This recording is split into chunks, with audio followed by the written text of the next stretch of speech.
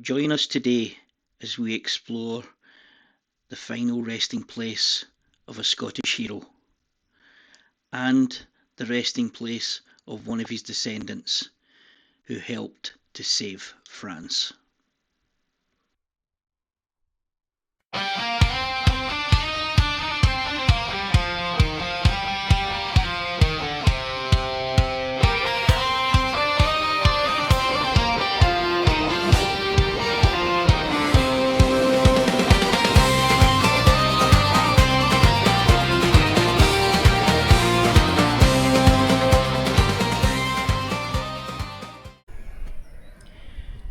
You join us in Douglas at St Brides Church.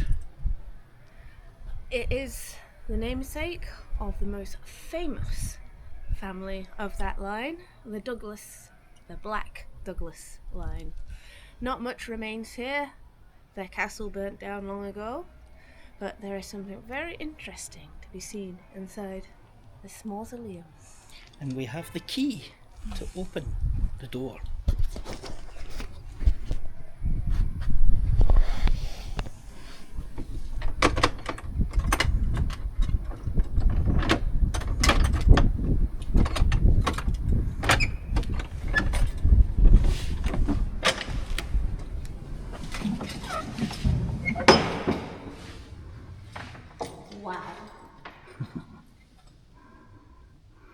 Wow. Now for Kayleigh, this is her first ever visit in here. It's a place I've visited on many occasions.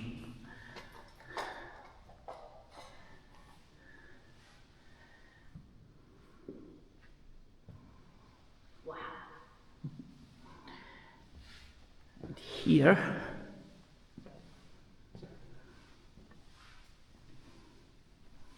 we have the final resting place of the good Sir James, the Black Douglas. So he was brought back from Crusade, where he died in 1330. Yep. And he'd taken the Bruce's heart on Crusade as part of one of his final wishes. And when they rode into the last battle, which he knew he would not survive, the legend goes that he threw Bruce's heart ahead of him, shouting, "A lead on, brave heart," as he charged into his final battle. And this is supposed to be where the legend of the term Braveheart actually comes from. Because... Not that Hollywood movie. Not that Hollywood movie. Because Bruce had always vowed to take a crusade to the Holy Land if Scotland was free. But by the time Scotland had eventually gained its independence, he was a frail man and unable to partake in the actual crusade. So he asked his best friend, the good Sir James, to carry his heart to the Holy Land in a casket that he wore around his neck.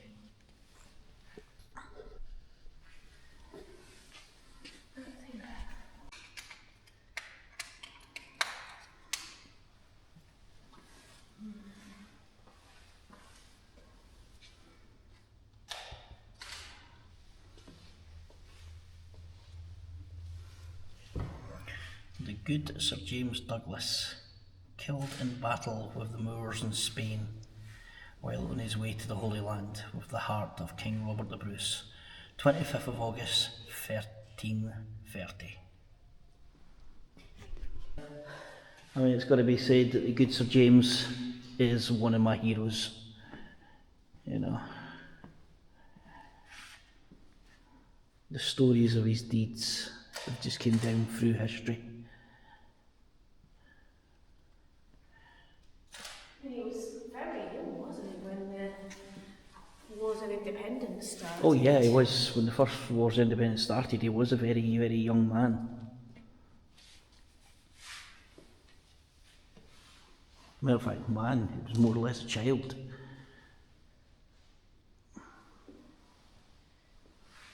He would see his father lose his lands, lose his castles, and the young man would vow to take them all back, which he did, and more.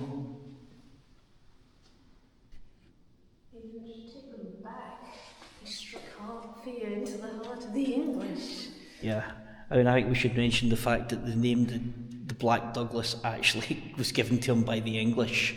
The Scots knew him as the Good Sir James, but he was known as the Black Douglas because he struck such fear into the hearts of the English that they even made nursery rhymes so that the women of England would actually send their kids to sleep. Hush ye, hush ye, little pet ye, the Black Douglas shall not get ye.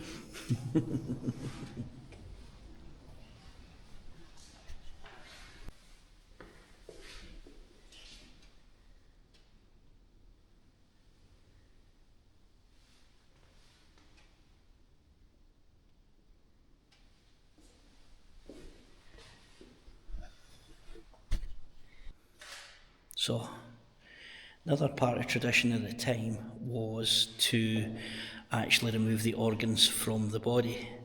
And Kaylee has not seen this bit, but here is where Sir James's heart was laid. And Archibald, Earl of Angus. Very cool.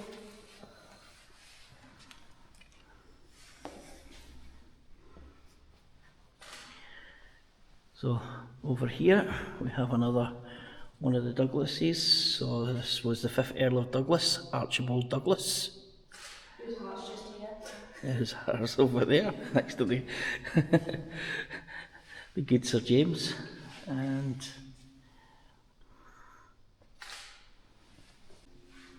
so Archibald Douglas here, just a footnote here, his main fame was not here in Scotland.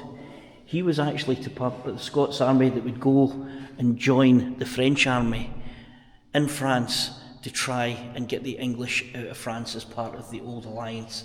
And he would actually become Marshal of France, as well as giving a dukedom in France as well.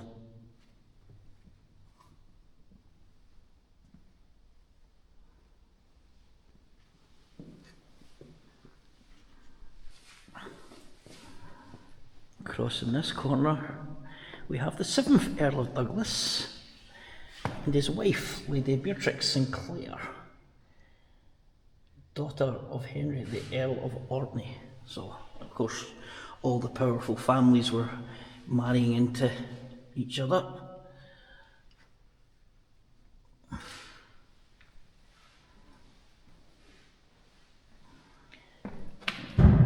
Down here we have Marjorie Abernethy, who married Hugh Douglas, the younger of Douglas's uncles, the good Sir James.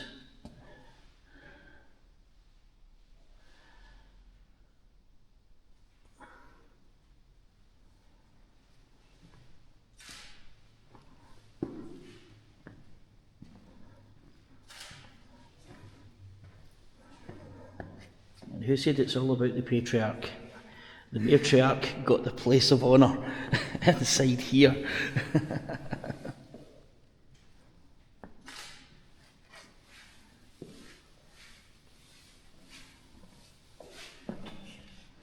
And this is the Countess of Hume.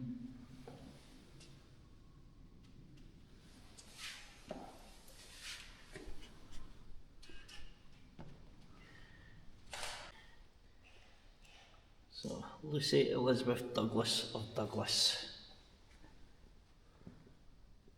The detail in the lace. Mm-hmm. And there's that ermine. She's wearing an ermine cape.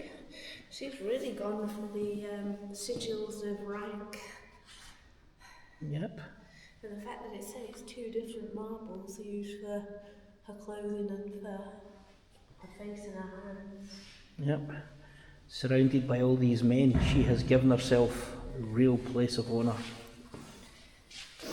Maybe she didn't. Maybe she was that beloved by her people.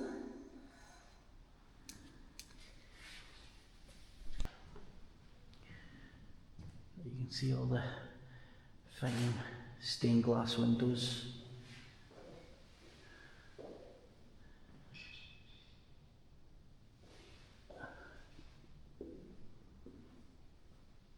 inside this fine mausoleum to the Douglases.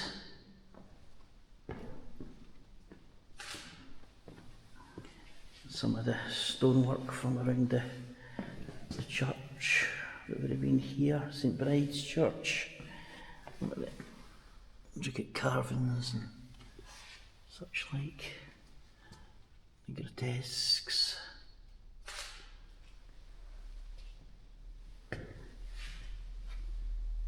And they even have a few of the old military banners. And these were of the 2nd Royal Lanarkshire Regiment Militia. And the 3rd and 4th Battalion are the Cameronians, the Scottish Rifles.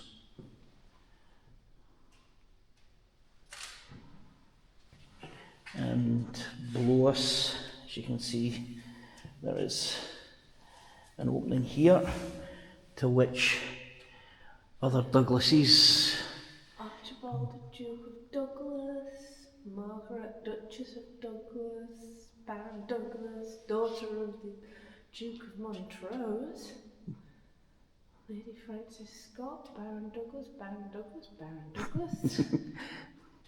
I can really say there's a lot of deep Douglases in here. So Yeah. this is their final resting place. One of the most famous people in the Wars of Independence. Yep.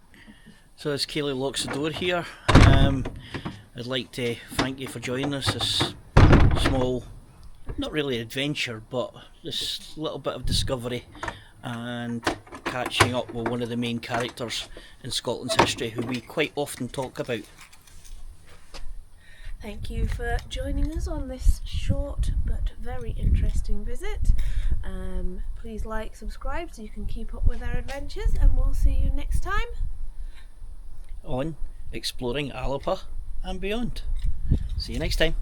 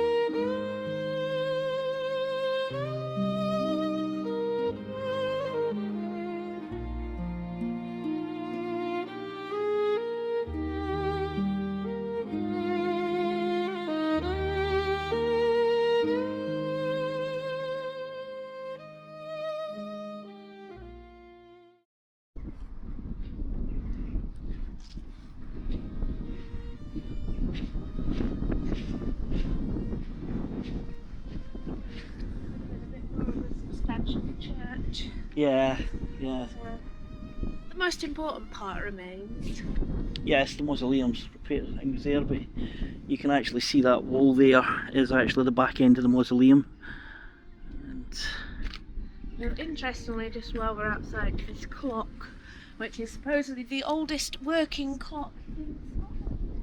Oh. Which we will show you in a second.